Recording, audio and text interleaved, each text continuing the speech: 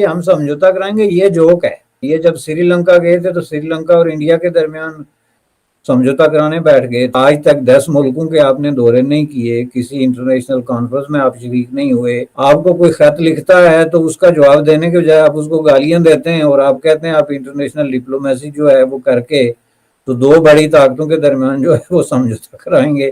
ان پڑھ فالوورز ہیں وہ سارے کہہ رہے ہیں دیکھو آج خان اس مقام پہ پہنچ گیا ہے کہ انڈیا نے جو ہے اتنا سمارٹلی پلے کیا کولڈ وار کے دوران کہ انہوں نے نان الائن موومنٹ کو بھی ایڈ کیا اور اپنی ایک باقاعدہ سپیس کریٹ کی انٹرنیشنل ایرینا میں as a naan align country.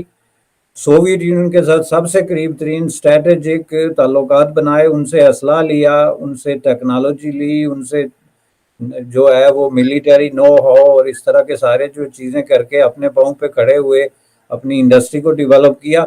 اور اسی طرح پاکستان کی طرح امریکہ سے ملیٹری امداد بھی لی اور پیسے بھی لیے، جبکہ پاکستان جو اسٹریٹجکلی اس سے بھی زیادہ امپارٹنٹ جگہ پہ جو ہے وہ نارتھ میں جو امپارٹنٹ نقطہ ہے اس پہ تھا.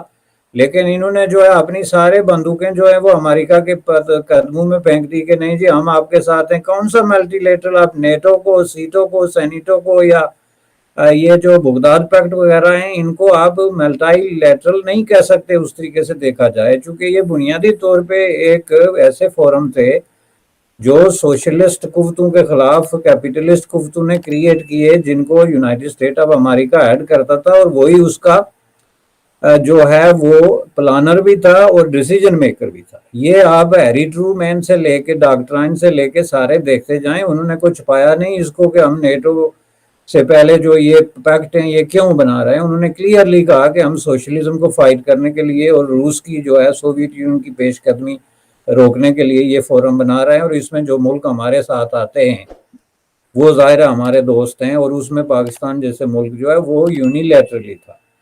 اب اس کا ہونا یہ چاہیے تھا کہ وہ اس کو اوپن کرتے، اور یہی ہم کہتے آئے ہیں فار لاسٹ 25-30 ایئرس کہ بھائی ان کا طریقہ یہ نہیں تھا کہ آپ اپنے آپ کو گرو رکھ لیں جس کو کہتے ہیں کہ جی آپ نے ہمیں اسلحہ دے دیا یا مدد دے دی تو ٹھیک ہے ہم آپ کے ساتھ ہیں. آپ کی یہ لڑائی بنتی نہیں تھی انٹرنیشنل سوشلزم کے خلاف، چونکہ سوشلزم پاکستان کو سوشلزم سے کوئی تکلیف نہیں تھی. پاکستان کی ملائیت کو، فیوڈلزم کو ضرور سوشلزم سے کوئی جھٹکا لگتا ہوا ہوگا، لیکن پاکستان کے عوام کے پاس تو سوشلزم کے لیے تو کوئی پرابلم نہیں تھا کہ وہاں پہ اگر مساوات یا کوئی ایسی ری ڈسٹریبیوشن آف ویلتھ ہوتی ہے یا جاگیرداری ختم ہوتی ہے تو اس میں عوام کا مسئلہ کیا تھا. تو یہ یوز ہوئے ہیں ملائیت کے ہاتھوں اور انٹرنیشنل امپیریلسٹ فورسز کے ہاتھوں ون سائیڈڈ طور پہ، اور اس کے بعد جا کے افغانستان میں اس کا انہوں نے ڈراپ سین کیا جو 79 میں کہ پوری جنگ میں باقاعدہ کود پڑے اللہ اکبر کہہ کے، جو کہ کودنے کی ضرورت نہیں تھی. اور یہی بات ہے اب عمران خان بھی کہہ رہے ہیں کہ میں پرائم منسٹر ہوتا تو ایسا نہ ہوتا. تو یہ چیز جو ہے اب یہ جو کر رہے ہیں نا کہ یہ ملٹی لیٹرل سے یونیلیٹرل کی طرف نہیں جا رہے ہیں بلکہ یونیلیٹرل سے ایک اور بڑی غلطی کر رہے ہیں، یہ میں آپ کو بتا رہا ہوں، اور اپنے انڈے ایک ایسی ٹوکری میں ڈال رہے ہیں جو آلریڈی ڈگمگا رہی ہے. اب یہ کیا کر رہے ہیں کہ وہاں سے نکل کے چین کی گود میں بیٹھنا چاہتے ہیں، بالکل اسی طرح جس طرح انکنڈیشنلی امریکہ کی گود میں بیٹھ گئے تھے. لیکن چین کا جو سسٹم ہے وہ اس چیز کو سسٹین نہیں کر سکتا. امریکہ بلینز آف ڈالر جو ہے وہ اپنی فارن اس پہ لگاتا تھا، اور وہ ملیٹری ایڈ ہو یا ایگریکلچر ہو یا جو بھی ان کا تھا اس پہ بلینز آف ڈالر وہ دیتے تھے. پاکستان کی ٹوٹل اماؤنٹ آپ گن کے دیکھ لیں جو 30-40 سالوں میں انہوں نے امریکہ سے لی ہے. ظاہر ہے چین کے اندر کمیونسٹ پارٹی رول کرتی ہے اور وہ عوام کے پیسے اس طرح دنیا میں تقسیم کرنے کا کوئی موڈ نہیں رکھتی جہاں پہ اس کے مفادات جو ہیں وہ پورے طریقے سے اپنے جو ہے وہ سرو نہ ہوں، جیسے کہ انہوں نے سی پیک میں کیا کہ سی پیک میں چین نے ایک ایک پینی جو ہے وہ گن کے لگائی ہے کہ اس کا ہمیں کتنی پینیز واپس ملیں گی. اور یہ دیکھ لیں باقی ملکوں کے ساتھ جو کچھ ہوا سری لنکا وغیرہ وغیرہ، یہ تو انکنڈیشنلی وہاں سے نکل کے دوسرے کیمپ میں جا رہے ہیں بجائے اس کے درمیان میں کھڑے ہوں. اور یہ جو بات عمران خان کہہ رہا ہے یہ بالکل ایک گولڈن بات ہے کہ ہم غیر جانبدار ہونا چاہتے ہیں، لیکن ان کے جو ورڈز اور ڈیڈز ہیں وہ آپس میں ملتی نہیں ہیں.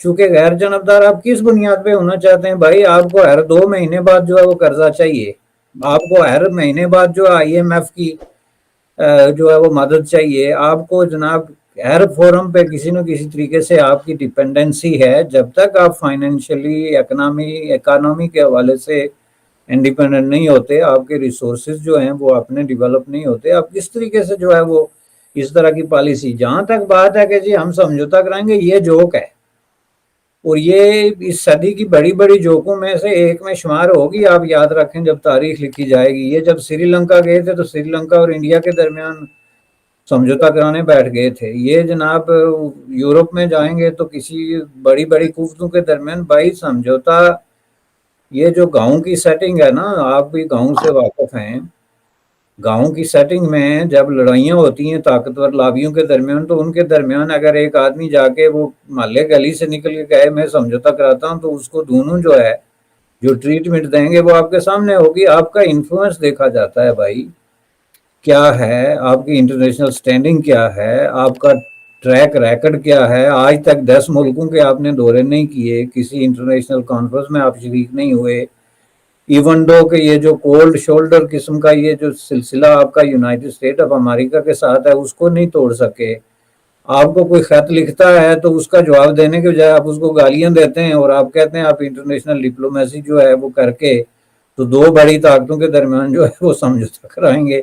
ये इन्होंने चीन और अमेरिका के दरमियान भी पेशकश की थी, याद होगा आपको कि इन्होंने कहा था कि हम इनके दरमियान। अब ये जोक्स हैं, ये जो है ना, ये मैं आपको बता दूं कि इंटरनेशनल जो बड़े हल्के हैं डिप्लोमेटिक, उनकी प्राइवेट जोक्स बनती जा रही है कि जनाब ये अब आगे हमारे दरमियान समझौते कराने के लिए। समझौता यूनाइटेड स्टेट ऑफ अमेरिका कराता है तो उसके पीछे ट्रिलियंस ऑफ डॉलर्स, 70 साल की जो है वो वाहिद सुपर पावर की हिस्ट्री, दुनिया की सबसे ताकतवर फौज, उसके पीछे साइंस, टेक्नोलॉजी, फाइनेंस, इन्फ्लुएंस, क्या अड्डे दुनिया भर में बैठे हैं।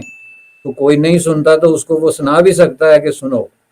आपको मसलन रूस कहता है हम नहीं सुनते, आप रूस को क्या कर लेंगे मसलन सवाल तो ये पैदा होता है कि उसको कहेंगे हम बहुत अच्छे आदमी हैं जी, बड़े नेक इरादे हैं हमारे, और आप हमारी बात सुने। ये बिल्कुल एक ऐसी बात है जिसका हकायक से कोई ताल्लुक नहीं, और ये बहुत बड़ी जोक। मैं समझता हूँ ये पाकिस्तान के अवाम के लिए वेरी इंसल्टिंग है। दे आर मेकिंग, ये उनको जोकर बना के पेश कर रहे हैं।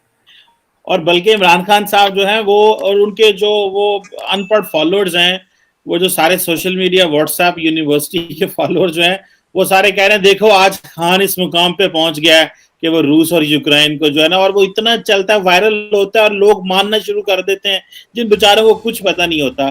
तो दोस्तों अब हर कोई मध्यस्थता करवाना चाहता है रूस और यूक्रेन की लड़ाई में, और सेहरा अपने सर पर बांधना चाहता है। चीन तो लगा है तो पाकिस्तान कहाँ पीछे रहने वाला है। वो भी कूद पड़ा कि सुलह मैं करवाऊंगा। जैसा कि चीमा ने कहा कि खान की व्हाट्सएप यूनिवर्सिटी को मसाला मिल गया है और वो इमरान के गीत गाने लगे हैं, आवाम को बेवकूफ़ बनाने में लगे हैं, कहने लगे हैं कि इमरान की हैसियत अब इस तरह से है कि वो दो महाशक्तियों के बीच में सुलह करवाएंगे।